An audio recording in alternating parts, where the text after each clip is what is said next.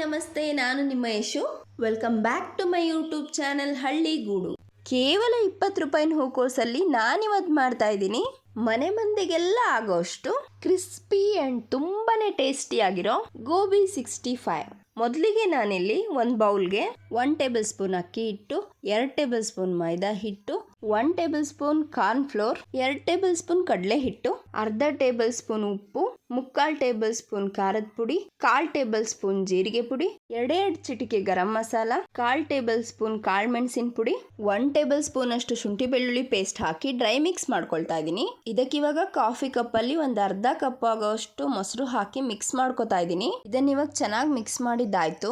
ನಾನು ಒಂದು ಪೂರ್ತಿಯಾಗಿ ಹೂಕೋಸನ್ನ ತಗೊಂಡು ಅದನ್ನ ಕಟ್ ಮಾಡಿಕೊಂಡು ಬಿಸಿನೀರಿಗೆ ಸ್ವಲ್ಪ ಅರಿಶಿನ ಪುಡಿ ಉಪ್ಪು ಹಾಕಿ ಹೂಕೋಸನ್ನ ಅದರಲ್ಲೇ ನೆನೆಸಿಟ್ಟಿದ್ದೆ. ಹೂಕೋಸನ್ನ ತೊಳೆದು ಇದ್ರೊಳಗಡೆ ಹಾಕೋತಾ ಇದ್ದೀನಿ. ಇದಕ್ಕೆ ಇವಾಗ ಒಂದು ಒಳ್ಳೆ ಮಿಕ್ಸ್ ಕೊಡೋಣ.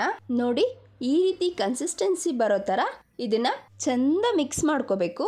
ತುಂಬಾ ಹುಡಿ ಹುಡಿ ಇದೆ ಅಂದರೆ ಮಿಕ್ಸ್ ಮಾಡುವಾಗ ಸ್ವಲ್ಪ ನೀರು ಹಾಕೊಂಡು ಮಿಕ್ಸ್ ಮಾಡ್ಕೊಳ್ಳಿ. ಫೈನಲ್ ಆಗಿ ಇದಕ್ಕೆ ಸ್ವಲ್ಪ ಕರ್ಬೇವಿನ ಸೊಪ್ಪು ಹಾಕಿ ಚಂದ ಮಿಕ್ಸ್ ಮಾಡಿ 1-2 ರಿಂದ 3 ನಿಮಿಷ ಇದನ್ನ ಹಾಗೆ ರೆಸ್ಟಿಗೆ ಬಿಟ್ಬಿಡೋಣ. ಈಗ ಒಂದು ಬಾಣಲಿಗೆ ಎಣ್ಣೆ ಹಾಕಿ ಅದು ಚೆನ್ನಾಗಿ ಕಾದ್ಮೇಲೆ ಕಲ್ಸಿಟ್ಕೊಂಡಿರೋ ಗೋಬಿನ ಒಂದೊಂದೇ ಬೋಂಡದ ರೀತಿ ಹಾಕ್ತಾ ಹೋಗ್ಬೇಕು. ನೋಡಿ, ಈ ರೀತಿಯಾಗಿ ಒಂದಕ್ಕೊಂದು ಅಂಟ್ಕೊಳ್ದಿರೋ ತರ ಬಿಡಿ ಬಿಡಿಯಾಗಿ ಹಾಕಿ ಮೀಡಿಯಂ ಫ್ಲೇಮಲ್ಲಿ ಇದನ್ನ 2 ಸೈಡು ಬೇಯೋ ತರ ತಿರ್ಸಿ ಚೆನ್ನಾಗಿ ಬೇಯಿಸ್ಕೋಬೇಕು. ನೋಡಿ, ಈ ರೀತಿ ಗೋಲ್ಡನ್ ಬ್ರೌನ್ ಕಲರ್ ಬಂತು ಅಂದರೆ ಇದು ಕಂಪ್ಲೀಟಾಗಿ ಕುಕ್ ಆಗಿದೆ ಅಂತ ಅರ್ಥ. ಆಹಾಹಾ, ನೋಡಿ ಎಷ್ಟು ಚಂದ ಕಾಣಿಸ್ತಾ ಇದೆ ನಮ್ಮ ಗೋಬಿ 65. ನೋಡ್ತಾ ಇದ್ರೆ ಲಬಕ್ ಅಂತ ಬಾಯಿಗೆ ಹಾಕೊಳ್ಳೋಣ ಅನಿಸ್ತಿದೆ.